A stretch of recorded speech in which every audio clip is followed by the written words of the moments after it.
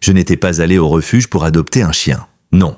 J'y étais allé pour dire adieu. Ces mots m'ont échappé sans prévenir, au point de faire sursauter la jeune bénévole derrière le comptoir. Son sourire lumineux s'est effacé juste un instant, comme si elle ne savait plus très bien comment réagir à ma présence. Je n'avais pourtant pas voulu être théâtral. C'était simplement la vérité. J'avais conduit à travers 2 petites villes, dans ma vieille voiture qui sentait encore la lavande des sachets que ma défunte épouse aimait glisser dans la boîte à gants. Je n'avais aucune intention de remplir le siège passager. Et pourtant, j'y étais. Le refuge du comté de Harlow était une bâtisse basse et grise, coincée au bord d'une route déserte bordée de pins clairsemés. Un brouillard terne s'accrochait aux fenêtres comme un vieux châle. À l'intérieur, c'était propre, bien éclairé, empli de ces petits gémissements et raclements de griffes de chien pleins d'espoir. Le claquement régulier de chaussures sur le béton poli rythmait tout ça. Je n'avais pas prévu de franchir la porte, mais mes mains avaient tourné le volant avant que je puisse les arrêter. « Vous cherchez quelque chose en particulier ?» demanda la bénévole, les yeux baissés vers son clipboard. Je la regardais. Son chignon impeccable, ses yeux bienveillants. Je haussais les épaules. Pas vraiment. J'avais 62 ans, électricien à la retraite.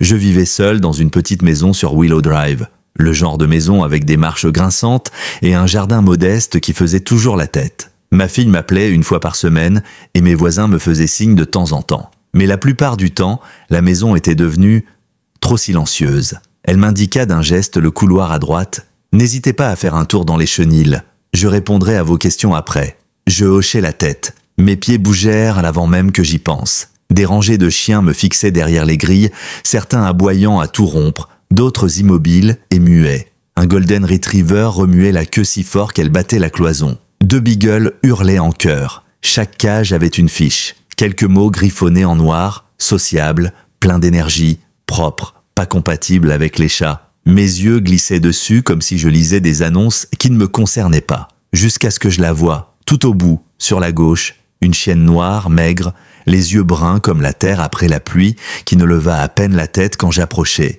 Ses oreilles étaient déchiquetées sur les bords, son pelage terne, clairsemé. Elle ne bougea pas, ne remua pas la queue, elle resta juste là, tapie dans un coin, fixant un point au sol que je ne pouvais pas voir. « Quelle est son histoire ?» demandai-je quand la bénévole me rejoignit.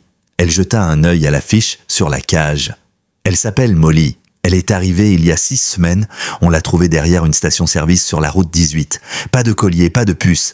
Elle était en sale état. On a mis du temps à la stabiliser. » Je hochai la tête. « Beaucoup de gens s'intéressant à elle ?» Elle hésita, la voix douce. « Non, elle ne se montre pas bien. Elle se ferme dès que quelqu'un s'approche. On pense qu'elle a traversé des choses difficiles. » Je m'accroupis, prenant soin de ne pas l'effrayer. Molly ne bougea pas. Ne recula pas non plus. Ses yeux croisèrent les miens 1 seconde, puis retombèrent vers le sol. « Et si personne ne la prend ?» murmurai-je. La bénévole sembla gênée. « On a encore de la place pour l'instant. Mais sur le long terme, on fait toujours de notre mieux pour trouver des familles d'accueil. » Je sentis ma poitrine se serrer. Je n'étais pas venu ici pour adopter un chien, mais je l'ai fait. La paperasse prit moins de temps que je ne l'aurais cru. Molly ne protesta pas quand la bénévole accrocha la laisse à son collier, même si ses pattes tremblaient légèrement pendant qu'on marchait vers la voiture. J'ouvris la portière arrière, étalai la vieille couverture en polaire que j'avais gardée dans le coffre depuis l'hiver dernier, et attendis. Elle grimpa lentement, tourna 2 fois sur elle-même et se roula en boule. Le trajet jusqu'à la maison fut silencieux. Je ne cessais de jeter des coups d'œil dans le rétroviseur à moitié convaincu qu'elle disparaîtrait. Mais elle resta là, recroquevillée, ses yeux mi-clos. Arrivée devant la maison, elle hésita sur le perron. Je tins la porte ouverte puis reculai pour lui laisser de la place. Au bout d'un instant, elle entra. Son museau s'agita, elle renifla le sol, les coins, le bord du canapé. Sa queue resta basse, mais elle ne s'enfuit pas. « Tu peux rester aussi longtemps que tu veux » murmurai-je. Molly ne répondit pas, bien sûr, mais elle ne repartit pas non plus. Cette nuit-là, elle dormit dans le couloir devant ma chambre. Je laissai la porte entr'ouverte. Vers minuit, je l'entendis se déplacer, ses griffes cliquetant doucement sur le parquet. Je pensais qu'elle cherchait une issue, mais elle se roula en boule juste devant la porte. Le 3e jour, elle commença à me suivre de pièce en pièce. Pas tout près, juste assez pour me garder dans son champ de vision. Quand je m'asseyais sur le porche avec mon café, elle restait dans l'encadrement de la porte, les oreilles dressées. Quand j'arrosais les hortensias, elle s'arrêtait en haut des marches, fixant le tuyau comme s'il pouvait mordre. Le 5e jour, elle aboya. Un seul aboiement, net, clair. Elle avait aperçu un écureuil près de la clôture et avait poussé ce cri qui me fit renverser mon café. Elle-même sembla surprise de ce son, ses oreilles se redressant pour la première fois. « C'est ta voix ?» lui demandai-je avec un sourire. Elle cligna des yeux, puis s'assit. Je me mis à lui parler davantage après ça. Je lui racontais ce que je faisais, ce qu'il restait à réparer dans la maison. Je lui lisais même mon courrier à voix haute. Molly ne répondait pas, mais elle écoutait. Ses yeux ne me lâchaient plus, son corps un peu plus détendu chaque jour. Une semaine plus tard, j'apportai une balle en caoutchouc. Je la fis rouler doucement sur le sol. Elle la regarda, me regarda, puis se leva et s'éloigna. Je réessayai le lendemain. Rien. Le 10e jour, je roulai la balle dans le salon et Molly trotta derrière. Elle ne la ramassa pas. Elle la toucha juste du bout du museau, puis me regarda. Un feu d'artifice dans ma poitrine. Ce soir-là, je m'assis sur le tapis, près de son panier. Elle était allongée là, les yeux mi-clos. Je tendis la main lentement, comme du miel. Je touchai son flanc. Elle sursauta, puis se détendit. « Tu n'as plus besoin d'avoir peur », chuchotai-je. Elle ferma les yeux. 3 semaines passèrent, puis 1 mois. Molly se mit à manger avec appétit. Son corps se remplissait, son pelage reprenait de l'éclat.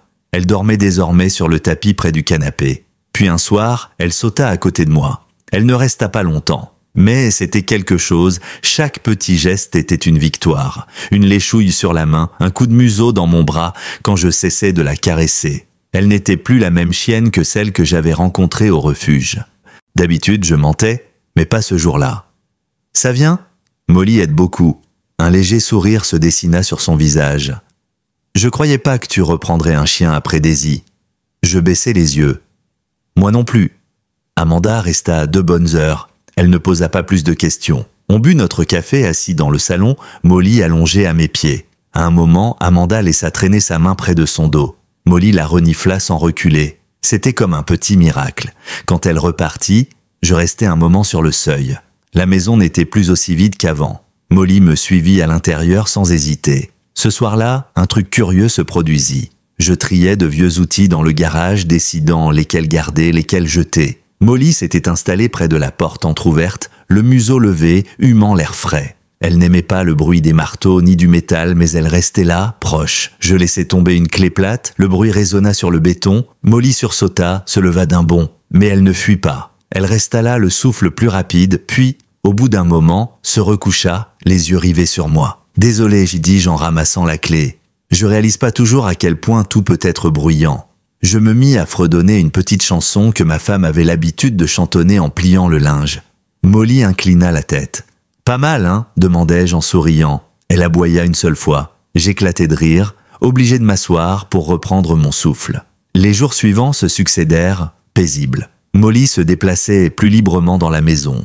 Elle avait trouvé un rebord de fenêtre qu'elle aimait bien, d'où elle regardait la rue. Elle ne grognait pas sur les passants, mais si quelqu'un traînait trop longtemps près de l'allée, elle laissait échapper un grondement bas. Ça me plaisait qu'elle n'ait plus peur, juste prudente. Un après-midi de la semaine suivante, Amanda revint, cette fois accompagnée de sa plus jeune, ma petite fille Émilie.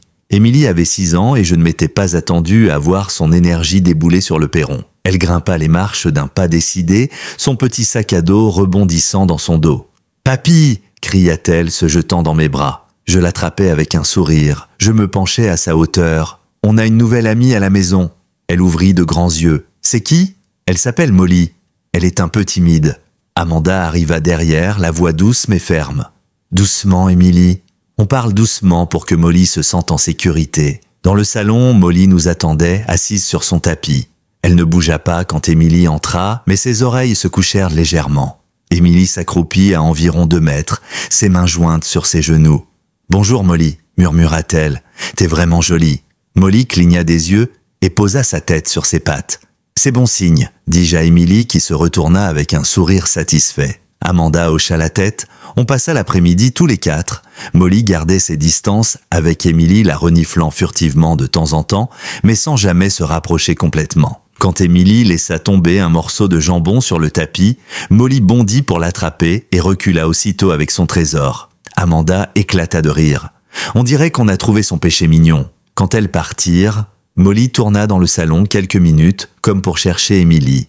Puis elle retourna sur son tapis et s'y coucha, posant sa tête sur ses pattes. Je souris en silence. Le lendemain, je lui fis bouillir un peu de jambon et en glissai des morceaux dans sa gamelle. Elle mangea avec plus d'entrain que d'habitude, puis vint poser son museau contre mon genou. « C'était un merci, ça » murmurai-je en lui caressant l'oreille. Elle ferma les yeux et s'appuya plus fort. Quelques jours plus tard, un orage éclata. Le vent mugissait déjà au crépuscule, secouant les branches contre les fenêtres. Molly commença à tourner dans le salon bien avant le premier grondement. Elle fit plusieurs fois le tour de la maison, s'arrêtant devant la porte arrière, comme si elle voulait fuir quelque chose d'invisible. Je m'accroupis à côté d'elle. « Ça va aller, ma belle, ce n'est que du tonnerre !» J'allai chercher sa couverture et la déposai près du canapé avant de m'asseoir sur le tapis. Elle resta d'abord debout, tremblante, le regard fixé sur la vitre. Puis je tendis la main et la posai sur son épaule. Elle ne recula pas. Lentement, elle se coucha contre le canapé, tout près de moi. On resta ainsi plus d'1 heure. Quand la tempête s'éloigna enfin, elle soupira profondément et s'endormit sur place.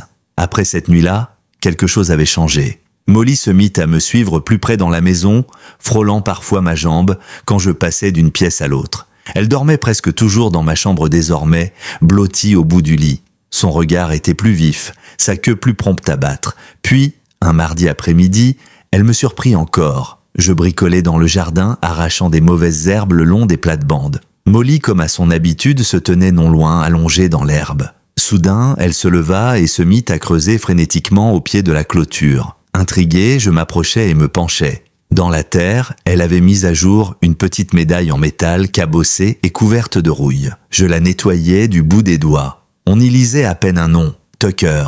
Je me demandais tout l'après-midi à qui Tucker avait bien pu appartenir. Peut-être un chien du précédent propriétaire, peut-être un fugueur jamais retrouvé. Je déposai la médaille dans le cabanon. Molly la suivit du regard, puis alla s'installer sur le porche, comme si son travail était accompli. Cette nuit-là, je rêvais de ma femme pour la première fois depuis des mois. Elle était assise à la table de la cuisine, un journal à la main, une tasse de café fumante à côté d'elle. Molly dormait à ses pieds. À mon réveil, le souvenir du rêve resta suspendu à mes pensées. Je baissai les yeux vers Molly, endormie près du lit, ses pattes frémissant dans son sommeil.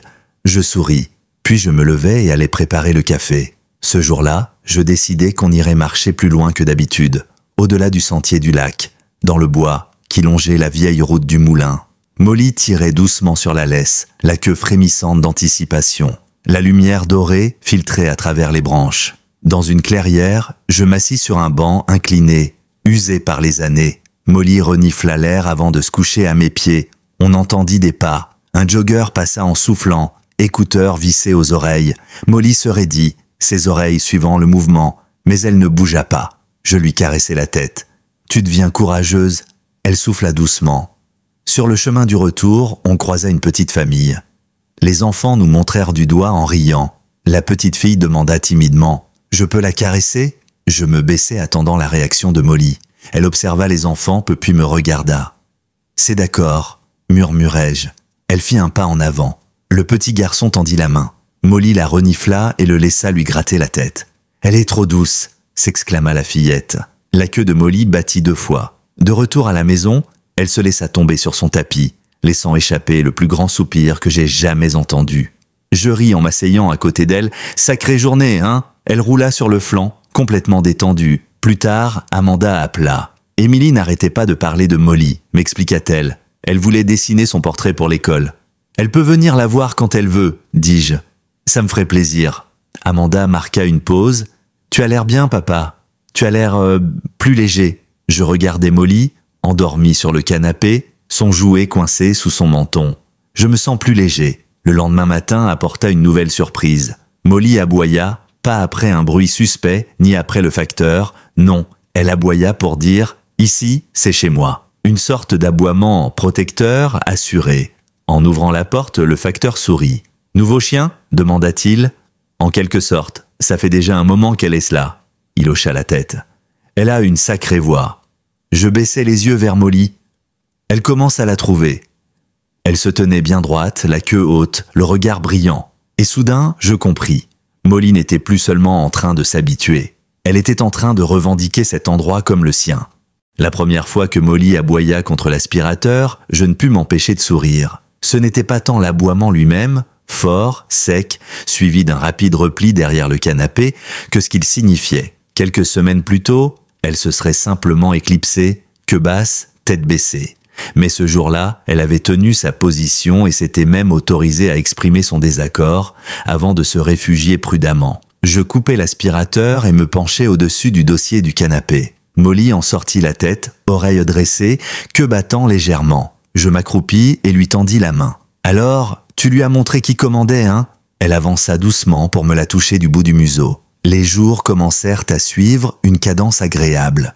Une routine simple mais précieuse, la promenade juste après le lever du soleil, le petit déjeuner toujours servi au même coin de la cuisine. Quelques heures tranquilles sur le porche quand le temps le permettait. La maison n'était plus ce silence oppressant qui me serrait la poitrine. Elle résonnait désormais de petits bruits familiers, le tintement du collier de Molly, ses griffes qui claquaient sur le parquet, son souffle profond, la nuit. Un mercredi matin, je décidai de l'emmener au magasin de bricolage. Il me fallait de la peinture pour les rambardes du porche et au fond, c'était aussi l'occasion pour elle de voir un peu plus de monde. Je garai la voiture à l'ombre, la fenêtre entr'ouverte. Un des employés, Richard, sortit pour m'aider à charger les pots de peinture. Molly suivait chacun de ses gestes à travers la vitre arrière. « C'est votre chienne ?» demanda-t-il avec un sourire. « Oui, elle s'appelle Molly. » Richard hocha la tête en caressant ses gants. « On dirait qu'elle a de l'histoire, celle-là. » Je hochai simplement la tête. En rentrant, je protégeai le sol et me mis à repeindre les rambardes. Molly se coucha tout près, le menton posé sur ses pattes, m'observant d'un air à moitié endormi.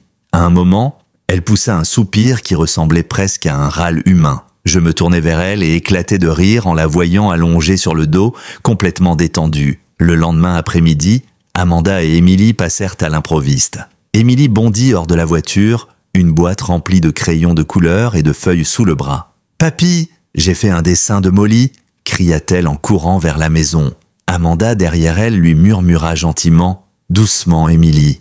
Molly les accueillit toutes les deux d'un battement de queue lent mais confiant. Émilie s'accroupit et caressa doucement son cou, sans aucune hésitation cette fois. Amanda laissa glisser ses doigts derrière ses oreilles. « On dirait qu'elle est vraiment de la famille, maintenant, » dit-elle, un sourire tendre aux lèvres. Molly remua plus fort. Dans le salon, Émilie déplia son dessin sur la table basse. Molly y figurait assise dans un pré fleuri, sous un grand soleil, des oiseaux au-dessus d'elle. Émilie avait même dessiné une chemise à carreaux qui me ressemblait. « C'est moi ?» demandai-je, ému. « Oui », répondit Émilie fièrement. « Je vous ai mis ensemble parce que vous êtes les meilleurs amis. » Molly remua la queue à ces mots. Après le dîner, on s'assit tous les quatre sur le porche avec un peu de limonade. Molly, cette fois, s'allongea directement aux pieds d'Émilie, la tête posée sur ses petites chaussures. Amanda m'observa un moment avant de dire « Tu sais, j'ai eu peur pour toi, longtemps. » Je pris une gorgée et lui lançai un regard complice. « Moi aussi. Mais maintenant, tout ça, ça me fait du bien. » Amanda hocha la tête en silence, émue. Les jours suivants furent doux et venteux. Les feuilles volaient en tourbillon dans la cour et Molly se mit à les suivre du regard. Parfois, elle en attrapait une du bout des pattes, la reniflait, la relâchait pour repartir à la poursuite d'une autre. Je ne pouvais m'empêcher de rire chaque fois. Un après-midi, alors que je taillais la haie, le petit garçon du quartier vint vers moi, un ballon de basket sous le bras. « Monsieur Miller ?» demanda-t-il. « Molly peut venir jouer ?» Je restai surpris. « Jouer ?» Il hocha la tête. « Oui, elle m'aime bien, non ?» Je me tournai vers Molly, qui nous observait depuis le porche, oreilles tendues. Je haussai les épaules. « Tu devras y aller doucement. » Promis. Je décrochai la laisse et ouvris le portail. Molly sortit, d'abord hésitante, puis avança vers le garçon. Il s'accroupit et posa le ballon devant elle. Elle le renifla et donna un léger coup de museau. Il éclata de rire. Ils roulèrent le ballon l'un vers l'autre, Molly le suivant calmement et aboyant joyeusement quand il roulait trop loin. « C'est la meilleure gardienne que j'ai jamais vue », lança-t-il, rayonnant. Je restai là, les mains dans les poches, le cœur gonflé d'une chaleur que je croyais oubliée. Plus tard dans la semaine, je tombai sur l'ancienne laisse et le collier de Daisy, notre golden d'avant. Ils étaient encore dans un carton au fond du placard, soigneusement rangés. Je les nettoyais et les déposais sur une étagère, pas pour les utiliser, juste pour ne pas oublier. Molly avait la sienne, son espace, sa place, mais c'était juste. Le vendredi matin, j'entendis la poignée vibrer légèrement. Une livraison. Molly aboya une fois, alla à la fenêtre, puis s'assit en regardant le camion repartir. Je pris le colis dans la boîte, elle le renifla curieusement comme si c'était pour elle. Je lui donnai une friandise en souriant. « Tu fais bien ton travail ?» Le lendemain, en me levant, je trouvai une petite surprise à côté de mes chaussons. Molly avait déposé son jouet dinosaure en peluche là, délicatement comme un cadeau. Je ris et lui grattai la tête. « Merci ma belle. » Elle ferma les yeux, savourant la caresse. Plus tard, je pris une décision. Nous allâmes au parc du centre-ville, là où il y avait une aire réservée aux chiens. Je n'avais jamais osé l'y emmener, mais il était tôt. Et personne ne s'y trouvait encore. Je détachai la laisse et ouvris la barrière. Molly s'avança lentement, le museau collé au sol. Elle en fit le tour, renifla le grillage, puis alla s'asseoir sous un arbre paisible. Une femme entra, un retriever doré à ses côtés. Je retins mon souffle. Le chien courut droit sur Molly, jovial. Elle resta droite, puis se pencha pour lui renifler la truffe. Ils firent un petit cercle, puis Molly s'éloigna tranquillement. La femme me sourit. « C'est une nouvelle venue ?» demanda-t-elle. « On peut dire ça, répondis-je. On prend notre temps. » Elle hocha la tête. « Parfois, les meilleurs chiens, ce sont ceux qui vous apprennent la patience. » Je hochai la tête, les yeux sur Molly, couché à l'ombre, tranquille et fier. Ce soir-là, après le parc, nous rentrâmes tranquillement. La lumière dorée du crépuscule baignait la maison. J'allumai quelques lampes et lançai de la musique douce sur la vieille radio. Molly grimpa sans hésiter sur le canapé, s'installa à mes côtés et posa sa tête sur ma cuisse. Je me figeai, savourant ce moment, puis glissai doucement ma main sur son dos. Sous mes doigts, je sentis son souffle régulier. Pour la première fois depuis des années, je me sentis à ma place, exactement là où je devais être. Le lendemain, je me surpris à traîner dans les rayons d'une animalerie tenant un jouet en forme de dinosaure vert fluo d'une main et un canard en peluche de l'autre. Je les examinais comme s'il s'agissait d'objets précieux. Molly m'avait suivi jusqu'à la porte, le regard implorant, si bien que je n'avais pas pu résister et l'avais emmenée avec moi. Elle m'attendait maintenant dans la voiture, la fenêtre entr'ouverte, ses yeux suivant chaque mouvement des passants.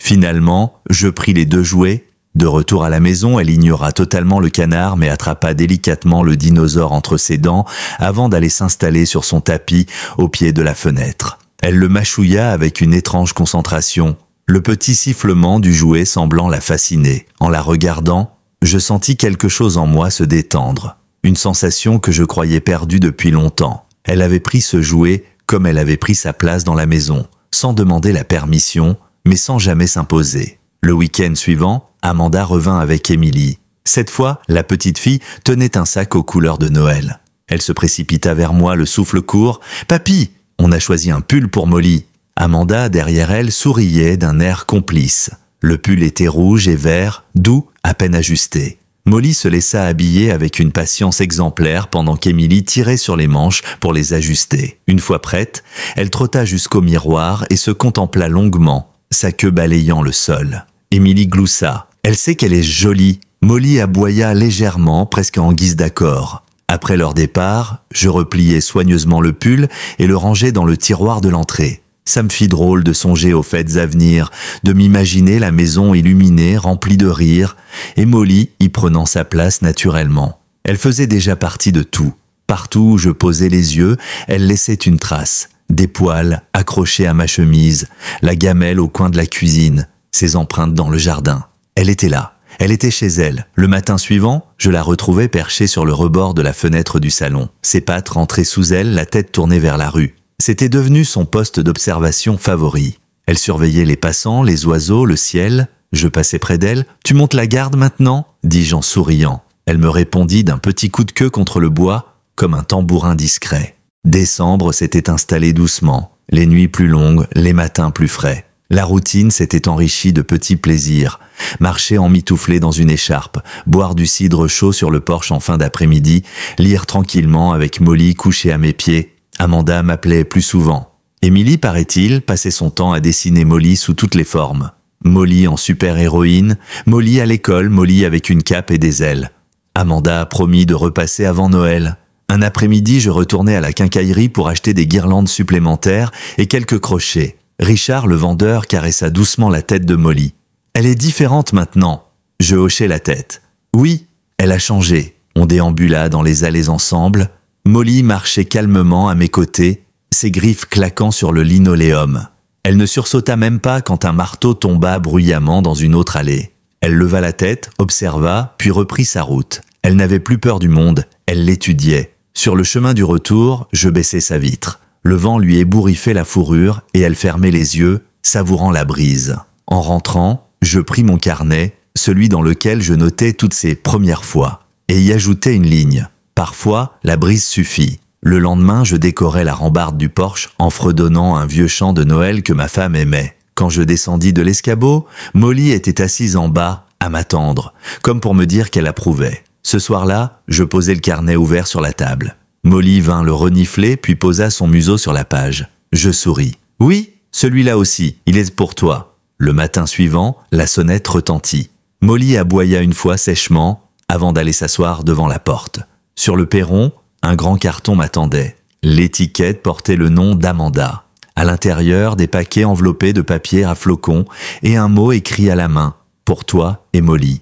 N'ouvre pas avant Noël. » Molly renifla longuement le carton, puis releva les yeux vers moi. « On attend, » lui murmurai-je.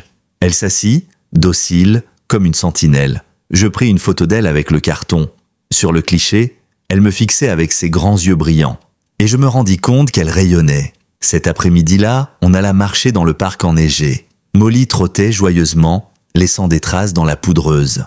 Au bout du sentier, un petit garçon tentait de construire un bonhomme de neige qui ne tenait pas. Je me penchai pour l'aider à consolider les boules, pendant que Molly restait près de lui, le museau contre la neige. « Elle est calme, votre chienne, » dit-il. Je hochai la tête. Elle a appris. Quand nous partîmes, il nous salua d'un geste.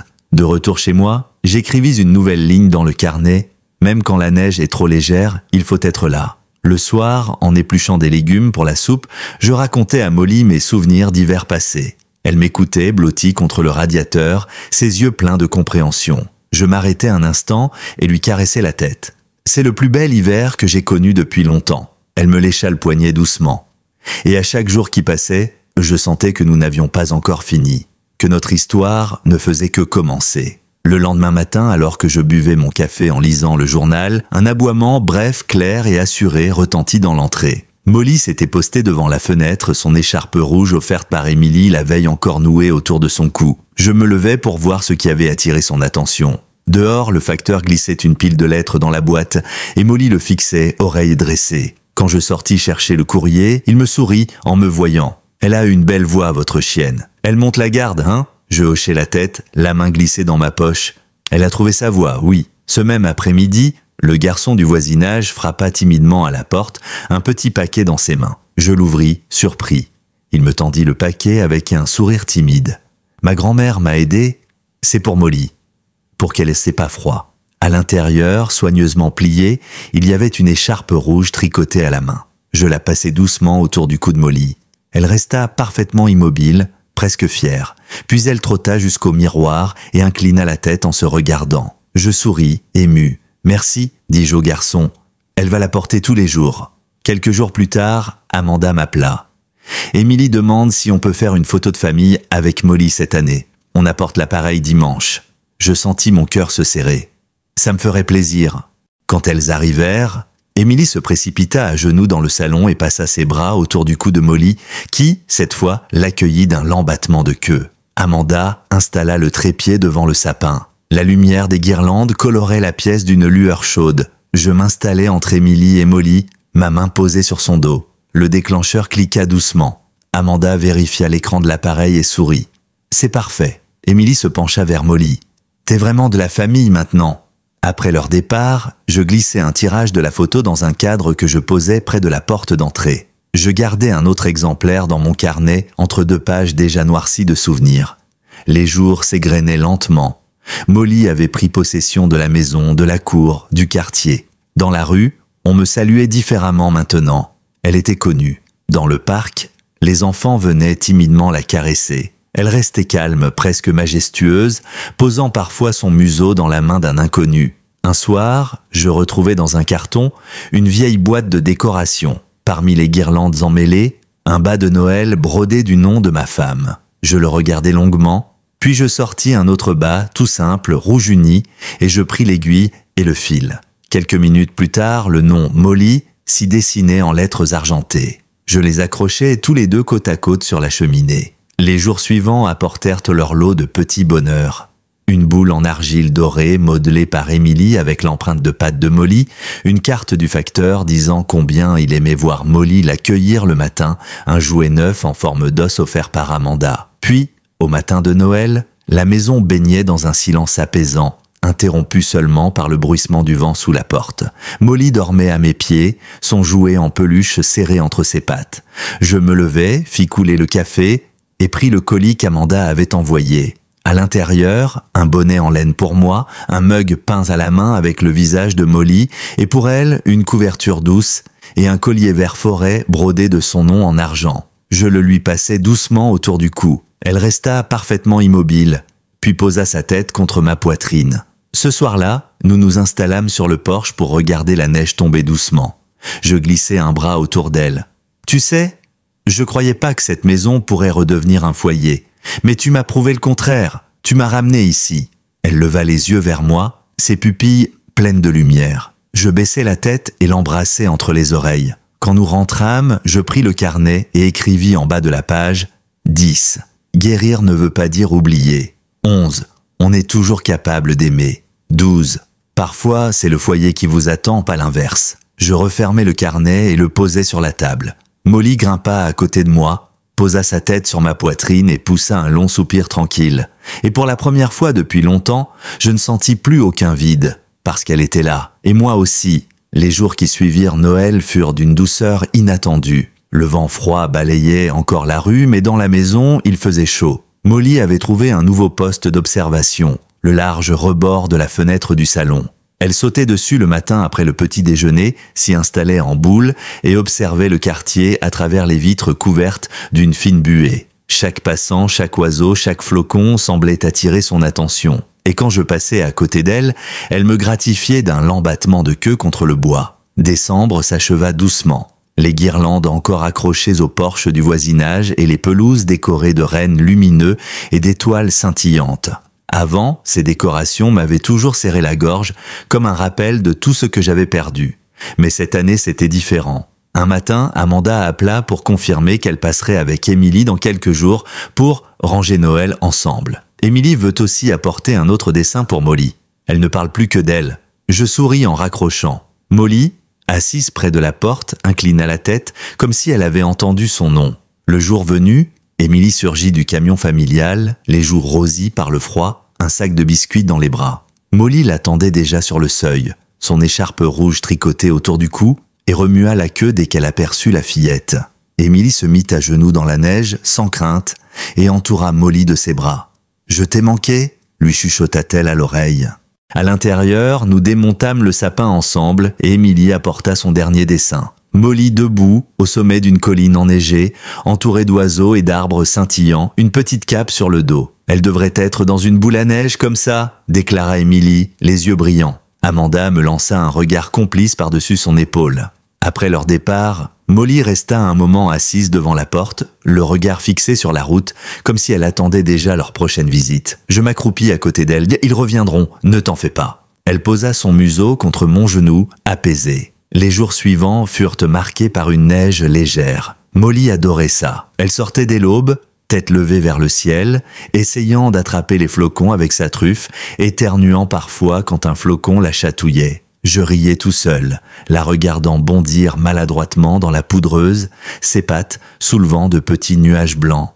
Un matin, le facteur laissa un mot glisser dans la boîte aux lettres, une simple carte écrite à la main. « Merci pour votre chienne. C'est une joie de la voir chaque jour. » Je la scotchai sur le frigo, les yeux humides. À mesure que janvier avançait, Molly s'enhardissait. Dans le parc, elle s'aventurait plus loin, s'arrêtant pour sentir la neige, les traces d'autres chiens, les empreintes d'enfants. Les parents du quartier lui souriaient désormais avec familiarité. Un jour, une femme d'une 50aine d'années, emmitouflée dans une grosse écharpe, s'arrêta pour me dire « Votre chienne a un visage tellement doux, on dirait qu'elle apprend aux gens à être tendre. » Je hochai la tête.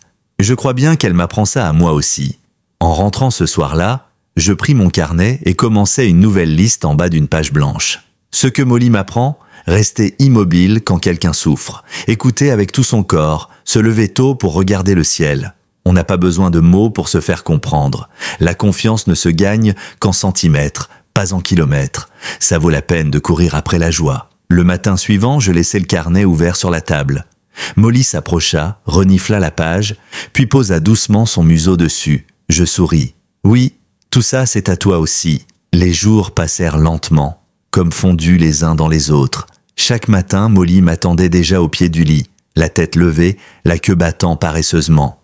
Une habitude s'était installée, un bol pour elle, un mug pour moi, puis le craquement de la neige sous nos pas, le silence du quartier encore endormi. Un soir, alors que la neige recommençait à tomber, je retrouvai Molly devant le miroir du couloir, assise, immobile, à se regarder. Je m'accroupis à côté d'elle et la regardai dans la glace. « Tu sais que tu es belle, pas vrai ?» Elle cligna lentement des yeux, comme pour acquiescer. Quelques jours plus tard, en promenade, nous croisâmes à nouveau le petit garçon avec son ballon. Il courut vers Molly, qui cette fois avança vers lui sans hésiter, la queue haute. Ils s'assirent ensemble sur le bord du trottoir, ne parlant presque pas. Je les regardais, bouleversés par la simplicité de cette scène. Deux êtres capables de partager un silence, parfaitement à leur place. Et ce soir-là, assis au coin du feu, je lui murmurai en la caressant derrière l'oreille « On n'a pas fini, toi et moi, pas encore ». Les semaines suivantes, la routine continua, toujours plus douce et plus sûre. Molly avait pris l'habitude de dormir à mes côtés, se glissant discrètement sur le lit pendant la nuit. D'abord tout au bout, puis un peu plus près, chaque soir, jusqu'à ce que je la sente contre mes côtes, son souffle calme et régulier. Souvent, en me réveillant avant l'aube, je la voyais déjà assise, la truffe tournée vers la fenêtre, comme pour vérifier que tout allait bien avant que je n'ouvre les yeux. Un matin, elle me lécha doucement la joue avant de sauter du lit, ses pattes déjà impatientes sur le parquet. « D'accord, d'accord », murmurai-je en attrapant mon peignoir. La maison résonnait maintenant de sons familiers et apaisants. La queue de Molly battant contre le mur de la cuisine, le tintement de sa gamelle quand je versais ses croquettes, le soupir satisfait qu'elle poussait une fois allongée dans l'entrée. C'était devenu la musique de nos matins.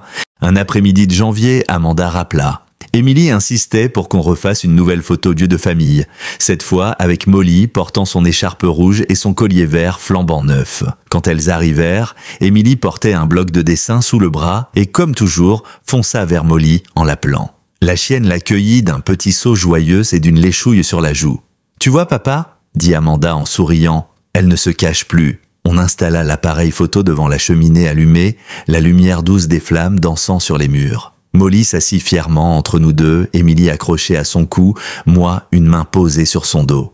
Amanda déclencha plusieurs fois. En vérifiant les clichés, elle murmura « C'est encore mieux que la première fois ». Après leur départ, je pris un tirage que je glissai dans le carnet, à côté des listes de toutes les petites victoires de Molly. Une page entière était déjà remplie de ses progrès. A jouer avec un ballon, s'est couché dans la neige, a dormi sur le lit, a aboyé pour protéger la maison, a léché Émilie sans hésiter. Je relus chaque ligne, le cœur serré de gratitude. Le lendemain, au parc, je la détachai pour la première fois en présence d'autres chiens. Elle s'avança lentement, observant deux labradors qui bondissaient autour d'un bâton. L'un d'eux vint vers elle, aboya joyeusement et repart. Molly le suivit timidement d'abord, puis plus vite, jusqu'à ce qu'elle se mette à galoper derrière eux, sa langue pendante, ses oreilles volant au vent. Je restais sur le banc, les mains jointes, incapable d'effacer mon sourire. En rentrant, elle s'effondra sur son tapis, son jouet dinosaure serré sous une patte. Je m'agenouillai près d'elle. « T'es incroyable, tu sais ?» Elle me regarda à moitié endormie et donna un léger coup de queue contre le sol. Le soir même, Amanda appela. Je lui racontai la scène au parc. La course effrénée de Molly dans la neige, ses aboiements joyeux. « C'est énorme, papa », dit-elle, la voix un peu cassée. « Je ne pensais pas qu'on la verrait un jour comme ça. » Je pris une grande inspiration. Je crois qu'elle avait juste besoin de quelqu'un pour croire qu'elle pouvait. Dans les jours qui suivirent, Molly continua de s'ouvrir. Elle trottait plus vite pendant les balades, s'arrêtait pour renifler chaque arbre, chaque barrière, comme si tout le quartier était devenu son terrain de jeu. Le facteur lui parlait maintenant en passant. Le petit voisin venait régulièrement pour rouler le ballon avec elle dans la cour. Et elle le laissait faire, assise fièrement sur ses pattes arrière, comme une gardienne qui avait trouvé son royaume. Un soir, en la voyant assise sur le porche, le museau levé vers les étoiles, je m'assis à côté d'elle et murmurai « Tu as changé, Molly, et moi aussi ». Elle tourna la tête et pressa son épaule contre ma jambe. Le lendemain matin, une surprise m'attendait dans la neige fraîche. Molly avait déposé son dinosaure juste devant la porte d'entrée, bien en évidence. Je souris, ramassai le jouet et la gratifiai d'une longue caresse. « Merci ma belle, je crois que t'as compris ce que ça veut dire. » La vie continuait, simple et belle. Chaque petit geste de Molly m'apprenait encore quelque chose. Un jour, je pris le carnet et ajoutai 7. Laisse-toi aimer comme les autres savent de le faire. 8. Même dans la neige, on peut trouver des trésors. 9. Se montrer pour quelqu'un, même en silence, peut tout changer. Puis, en la regardant s'endormir au pied du canapé, je sus que le plus beau restait encore à venir. Nous n'avions pas fini. Nous avions juste commencé à écrire notre histoire. Les journées de février défilaient à un rythme lent et paisible entre flocons et ciel pâle. Molly avait adopté une nouvelle habitude, celle d'attendre assise au seuil de la porte dès l'aube, comme si elle me rappelait que le monde dehors ne demandait qu'à être exploré. Ce matin-là, la neige tombait doucement, tapissant la rue d'un silence feutré. Elle leva les yeux vers moi, la truffe frémissante. « Oui, on y va », murmurai-je en attrapant mon manteau. La promenade avait pris une autre dimension désormais. Ce n'était plus seulement une routine, c'était un rituel. Molly avançait d'un pas léger, traçant des sillons dans la neige, s'arrêtant parfois pour lever la tête et humer l'air comme pour s'imprégner de tout. Dans le parc, elle marqua un arrêt devant un bonhomme de neige malmené par le vent, puis tourna la tête vers moi comme amusée. Je ris doucement. « T'as raison, on a bien fait de sortir. » Ce jour-là, alors que nous rentrions, nous croisions le facteur qui s'arrêta un instant. Il caressa rapidement la tête de Molly. « Elle est incroyable cette chienne. Vous savez, rien que la voir, ça met de bonne humeur. » Je hochai la tête. « Moi aussi, elle m'a changé. » Il eut un sourire sincère.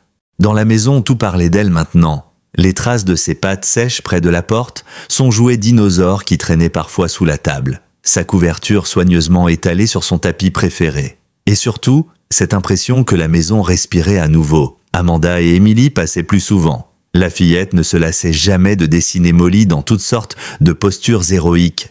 En pompière, en super-héroïne, en professeur, entourée de petits animaux. Lorsqu'elle me montrait ses dessins, Emily répétait toujours la même chose en chuchotant à Molly « Toi, tu rends tout plus joli ». Et Molly, immanquablement, lui répondait d'un doux battement de queue et d'un regard tranquille. Un samedi, le petit voisin blond revint, cette fois sans son ballon. Il frappa timidement à la porte et me dit « Monsieur Miller, est-ce que Molly peut juste être là ?» Je fronçai les sourcils. Il avait les yeux un peu rougis, sa voix tremblait. J'ouvris la porte. Bien sûr, Molly vint aussitôt se frotter à lui.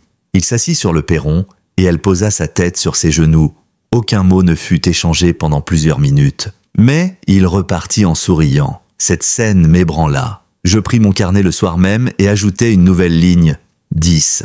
On peut réparer des choses sans dire un mot. Un matin, en ouvrant la boîte aux lettres, je trouvai une autre petite enveloppe sans timbre. À l'intérieur, une carte postale sur laquelle était écrit en lettres maladroites « Merci pour Molly. Elle rend le quartier meilleur. » Je restai immobile un long moment, ému par la simplicité de ce message.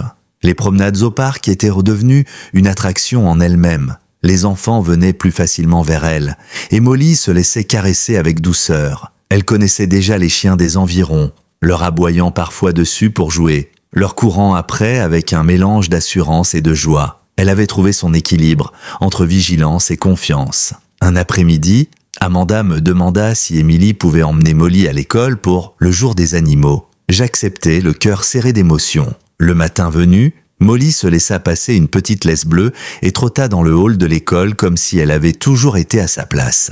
Emily présenta fièrement sa meilleure amie devant la classe, racontant comment elle avait appris à faire confiance et à aimer encore plus fort. Molly resta immobile pendant que des mains timides caressaient son dos. De retour à la maison ce soir-là, je la pris dans mes bras et murmurai dans son oreille « Tu rends ce monde plus doux ». Elle répondit par un long soupir, sa tête calée sous mon menton.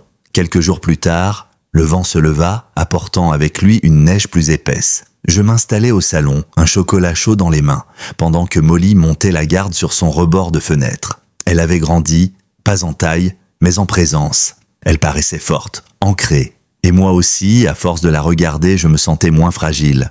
Le soir, en fermant les volets, je me penchai vers elle. « On n'a pas encore fini, ma belle. On a encore tant à apprendre l'un de l'autre. » Elle ferma les yeux lentement, apaisée. Je repris mon carnet et inscrivis une nouvelle pensée. 11. Parfois, le simple fait d'être là suffit à tout changer. Et pendant que le vent hurlait dehors, la maison restait pleine d'une chaleur nouvelle. Nous n'étions plus seuls, ni l'un ni l'autre. Nous étions chez nous. Les dernières semaines de février laissèrent place à un mois de mars encore hésitant entre l'hiver et le printemps. La neige se mit à fondre par plaques, laissant apparaître l'herbe détrempée et les premières pousses de crocus le long des clôtures. Molly continuait de se poster sur son rebord de fenêtre tous les matins, observant attentivement les rues, comme si elle gardait le quartier à elle seule. Mais depuis quelques jours, je remarquais quelque chose de nouveau dans sa démarche. Une sorte de légèreté, presque une joie. Un matin, alors que nous marchions dans le sentier bordant le parc, Molly s'arrêta soudain et baissa la tête pour renifler une brindille verte jaillissant d'une flaque d'eau. Puis, elle la frôla de son museau et leva les yeux vers moi, la queue remuant doucement. Je souris. Oui, ma belle, ça sent le printemps. Émilie et Amanda continuèrent de passer le dimanche. Émilie apportait à chaque visite un nouveau dessin, plus coloré que le précédent. Un après-midi, elle entra dans le salon et me tendit fièrement sa dernière œuvre. Molly représentait au milieu d'un jardin des fleurs multicolores partout autour d'elle, et cette fois, elle m'avait dessiné à côté, tenant sa laisse, un sourire sur le visage. Émilie pointa le dessin. C'est parce que maintenant elle est heureuse, et toi aussi. Je n'eus pas besoin de répondre. Je sentis simplement un nœud se défaire dans ma gorge. Le voisinage commença lui aussi à remarquer. Le facteur m'interpella un matin en glissant les lettres dans la boîte. « Je dois vous le dire, votre Molly est devenue un vrai symbole du quartier. On devrait lui donner une médaille, plaisanta-t-il. Je lui souris, caressant la tête de Molly.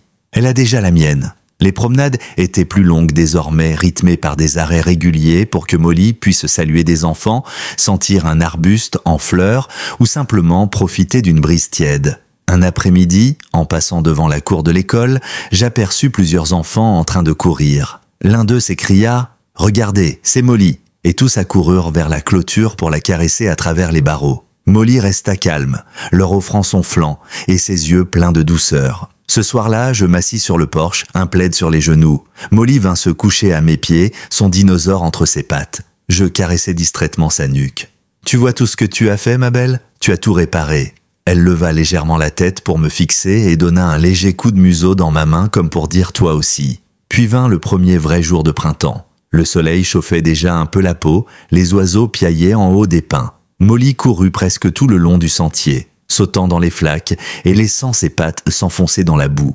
Je la regardais, incapable d'effacer mon sourire. Elle n'était plus cette ombre fragile que j'avais ramenée de l'abri. Elle était devenue lumineuse, vivante. Nous passâmes devant le petit garçon blond du voisinage qui, assis sur le perron de sa maison, leva la main timidement. Molly s'arrêta puis trotta vers lui.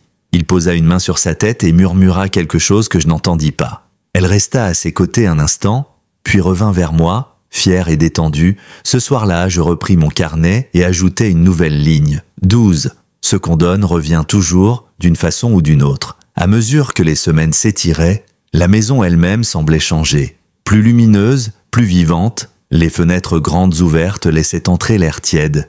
Les fleurs commençaient à pousser timidement dans les parterres. Molly passait ses journées à se déplacer de pièce en pièce, s'allongeant tantôt dans un carré de soleil sur le parquet, tantôt dans l'ombre fraîche du couloir. Elle semblait s'être appropriée chaque recoin, comme si tout lui appartenait désormais autant qu'à moi. Le dimanche suivant, Amanda et Émilie revinrent pour aider à planter quelques fleurs dans le jardin. Émilie, les mains pleines de terre, déclara fièrement « Molly va adorer avoir plein de fleurs à sentir ». Molly, effectivement, trottait de massif en massif, s'arrêtant pour renifler chaque plante fraîchement plantée. Amanda me jeta un regard ému. « Tu sais, papa, cette maison n'a jamais semblé aussi belle. » Je hochai la tête, les yeux fixés sur Molly, qui remuait la queue à côté d'un pot de géranium. Moi non plus. Le soir venu, alors que la lumière dorée du crépuscule baignait la maison, je me penchai vers Molly, blottie contre moi sur le canapé. « On n'a pas fini, toi et moi, pas encore. » Elle ferma les yeux, apaisée. Le printemps s'installa pour de bon, puis céda doucement la place à un été doux et lumineux. Le jardin que nous avions planté en avril se mit à fleurir de toutes parts. Molly passait des heures à s'y promener, flairant chaque bourgeon, se couchant à l'ombre des lilas, roulant dans l'herbe fraîche avec une grâce tranquille. Je la regardais souvent depuis le porche, un verre de thé glacé à la main, et je me disais que rien ne pouvait être plus parfait que cette image. Les journées devinrent plus longues, et avec elles, nos promenades aussi. Parfois, nous partions juste avant le coucher du soleil et marchions sur les sentiers baignés d'une lumière dorée. Molly trottait quelques pas devant moi, sa queue balayant l'air, et s'arrêtait toujours à la même clairière où poussaient des marguerites sauvages. Là, elle s'asseyait et regardait le ciel changer de couleur. Je m'asseyais à côté d'elle, et nous restions ainsi, en silence, jusqu'à ce que la nuit tombe. Le quartier continuait de la remarquer. Une voisine, Madame Clark, qui arrosait ses hortensias un matin, me lança « Elle a quelque chose, cette chienne, comme une présence qui rassure. » Je souris doucement. C'est exactement ça. Le petit garçon blond, lui, venait maintenant presque tous les soirs pour passer quelques minutes avec elle. Il restait assis dans la cour, partageant ce calme qui semblait n'appartenir qu'à eux. Un soir, il me dit timidement « Elle m'aide quand je me sens triste. » Je posai une main sur son épaule. Moi aussi. Émilie continuait de dessiner Molly sous toutes les formes imaginables. Lors d'une de leurs visites, elle me tendit un nouveau dessin représentant Molly, entourée des visages souriants de tout le quartier, assise au centre comme un phare. « C'est elle qui rend tout plus joli », déclara-t-elle. Amanda me regarda les yeux brillants. Je n'aurais jamais cru la voir comme ça. En juin, un après-midi, alors que je peignais les rambardes du porche, Molly revint de ses explorations avec quelque chose entre les dents. Elle posa à mes pieds une vieille balle usée et me regarda, la tête légèrement inclinée. Je pris la balle, la lançai à travers la pelouse. À ma grande surprise, elle courut après et la ramena presque jusqu'à moi avant de la lâcher dans l'herbe. Je ris, un rire franc et léger qui m'échappait depuis des années. Le soir, assis sur le canapé, je pris mon carnet et écrivis une nouvelle ligne, 13. On peut toujours réapprendre à jouer. La maison, autrefois si silencieuse, était désormais remplie de vie. Les rideaux dansaient au vent. La lumière entrait à flot dans chaque pièce. Molly avait conquis chaque recoin. Elle aimait particulièrement se coucher au sommet des marches du porche, veillant sur la rue. Les passants, habitués à la voir là, lui faisaient un signe ou s'arrêtaient pour la caresser. Un matin, en ouvrant la boîte aux lettres, je trouvai une nouvelle carte sans signature. On y lisait simplement « Merci pour Molly. Elle rend tout plus doux ici ». Je glissai la carte dans le carnet, entre les pages déjà remplies. Amanda m'appela quelques jours plus tard. « Émilie veut organiser une petite fête cet été pour célébrer je ne sais pas quoi, dit-elle en riant. Elle dit que Molly devrait être l'invitée d'honneur. » Je répondis du tac au tac. Je crois qu'elle a raison. Et ainsi, par un chaud après-midi de juillet, une petite dizaine de voisins, Amanda, Émilie et quelques enfants du quartier se réunirent dans le jardin. Des guirlandes de papier pendaient dans les branches, des verres de limonade fraîche circulaient, et Molly trottait fièrement parmi nous, ses oreilles dressées, sa queue battant comme un métronome. Émilie lui avait accroché un ruban rose autour du cou et lui murmurait à l'oreille « Aujourd'hui c'est toi la reine ». Alors que la lumière déclinait, Amanda vint s'asseoir à côté de moi. « Regarde-la, elle est chez elle maintenant ». Je hochai la tête, incapable de parler, le cœur gonflé d'émotion. Molly, à ce moment précis, leva les yeux vers moi depuis le centre du cercle d'invités et me fixa longuement avant de revenir se coucher à mes pieds. Cette nuit-là, après que tout le monde fut parti, je restais assis sur le porche, Molly endormie contre ma jambe, la pelouse encore parsemée de confettis. Je caressais son dos doucement et murmurais « On n'a pas encore fini, ma belle. Tant que tu seras là, je ne manquerai plus jamais de rien. » Et dans le silence chaud de cette nuit d'été, je sus que j'avais raison. L'été s'étira paresseusement, chaque jour plus lumineux que le précédent.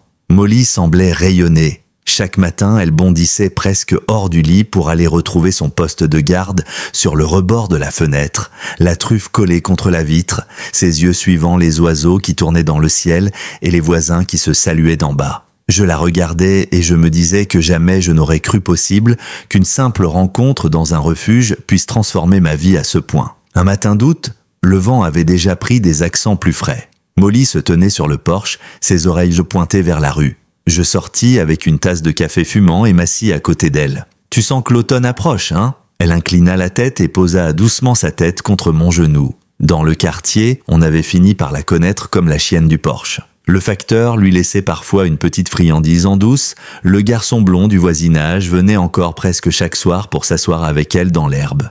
Même Madame Clark, en passant, glissait un « Bonjour Molly » dans son souffle en arrosant ses hortensias. Elle n'était plus seulement ma chienne, elle était devenue une partie de ce petit monde, un repère silencieux pour tous ceux qui en avaient besoin. Amanda et Émilie revinrent une dernière fois avant la rentrée des classes. Émilie portait un cadre qu'elle me tendit fièrement. À l'intérieur, son dernier dessin, Molly et moi sur le porche, sous un ciel d'étoiles, entouré de petites maisons aux fenêtres éclairées. Et en bas, elle avait écrit « Molly fait briller tout le monde », je la serrais dans mes bras. Amanda, elle, posa une main sur mon épaule. « Elle a vraiment changé ta vie, hein ?» Je hochai la tête. « Oui, mais elle a aussi changé la leur. » Le soir venu, après leur départ, je pris mon carnet et l'ouvris à la dernière page. Lentement, d'une écriture un peu tremblante, j'ajoutai 3 dernières lignes, 14. On ne sait jamais quand commence une seconde chance. 15. Un foyer, ce n'est pas seulement des murs, c'est ce qu'on y met. 16. Aimer encore ne veut pas dire aimer moins ce qu'on a perdu. Je refermai le carnet et le posai sur la table, avant de me tourner vers Molly. Elle s'était installée sur le canapé, son dinosaure coincé entre ses pattes, la tête levée vers moi. Je m'approchai et me laissai tomber à ses côtés. Elle se blottit aussitôt contre moi, posant son museau sur ma poitrine. Dehors, la nuit tombait doucement, enveloppant la maison d'une lumière bleutée. Les premières étoiles apparaissaient derrière les branches sombres des érables. Le vent faisait teinter les carillons sur le porche. Cette mélodie familière qui rythmait désormais nos matins et nos soirs. Je passai la main sur la nuque de Molly et murmurai, presque pour moi-même, « On a encore tant de choses à découvrir, toi et moi. Tant de soirs comme celui-ci à vivre. » Elle bougea à peine, mais je sentis la chaleur tranquille de son corps contre le mien. Et pour la première fois depuis des années, je me sentis entièrement à ma place. Pas parce que la maison était redevenue vivante, pas seulement parce que le vide avait disparu, mais parce que, là, sur ce canapé, avec elle contre moi, je savais que j'étais rentré. La nuit continua de tomber, et dans le silence qui suivit, il n'y avait plus de solitude. Seulement ce souffle régulier à mes côtés et la certitude que nous étions enfin chez nous, ensemble.